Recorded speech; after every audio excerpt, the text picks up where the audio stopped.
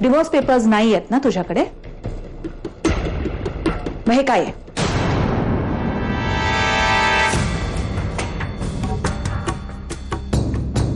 Maugham, you remember या सगळ्याची सुरुवात कुठून झाली होती? आशू माझ्या समोर तोल जाऊन पडली होती तेव्हा. रोज एकदा तरी माझ्या डोक्यात विचार येतो की जर आशू जिवंत असती तर. आणि आशू जिवंत असेल तर?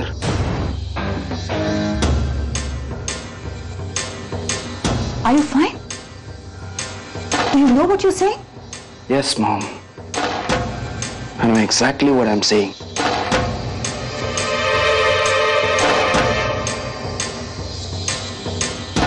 आज मी चॅनलच्या ऑफिस मध्ये गेलो होतो. घरात सांगून चला रे, खूप काळजी वाटते बाबा.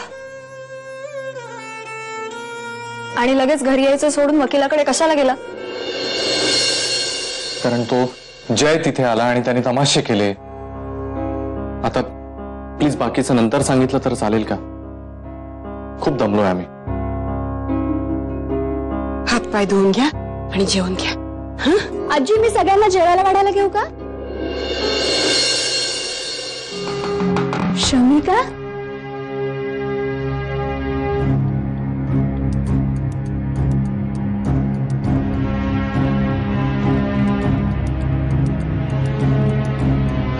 कशी आहेस तू? ओके?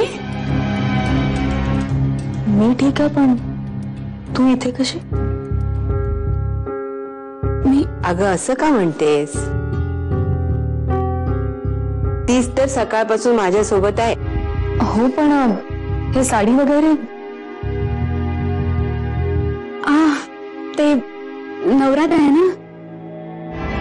शमिका, चल फ्रेश होऊन घे. अभि, तू पण हात पाय तोंड धुवून घे. नाही जय, आय थिंक ती मुलगी आशू नाही, मानसीच आहे. May be Maugham. मला तेच शोधायचं आहे.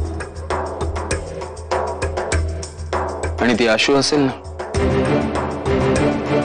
and I'll be free. म्हणजे जयने असं केलं तर? अभि, आपण उगाच गेलो वकिलाकडे. मी साईन करते आणि देऊन टाकते एकदाची प्रॉपर्टी. शांतपणे जेवू द्या ना 2 घास. काय सारखं जय प्रॉपर्टी पेपर्स, जय प्रॉपर्टी पेपर्स? किती वेळा? वैताग आलाय मला सगळ्याचा. मी त्या वकिलाकडे गेलो होतो कारण मला माहिती होतं मी काय करतोय काय नाही. एका खोट्या मॅरेज सर्टिफिकेट साठी आपली अख्खी प्रॉपर्टी उधळून द्यायला निघाली मुलगी. अभि, अरे निदान जेवणावरून तर उठू नकोस. अभि,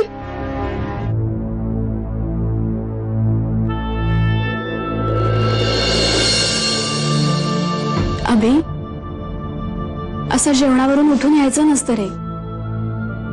थोडंसं खाऊन घे प्लीज. शमिका जेवते का? नसेल तर तिला सांग जेवून घे म्हणून. हो, ती खाते आतमध्ये. तिला म्हटलं की मी तुला मनवून आणते, तुम्ही एकत्र खा ना. म्हणजे आता तुम्ही एकत्र असायला हवं हो की नाही? माझं चुकलं रिया. मी उगीच चिडलो तिच्यावर. थँक्स रिया.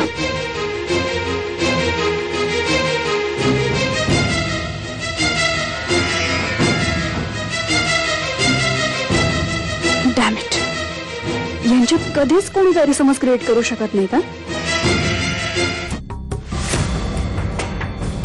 बाहेर नको येऊ, आतच बसतो का? मी गाडीच्या बाहेर येऊ शकत नाही का?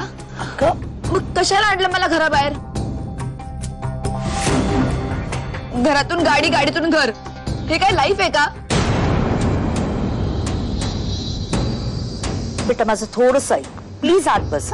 Please please.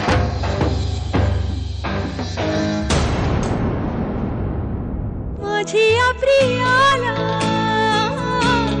प्रीत कर.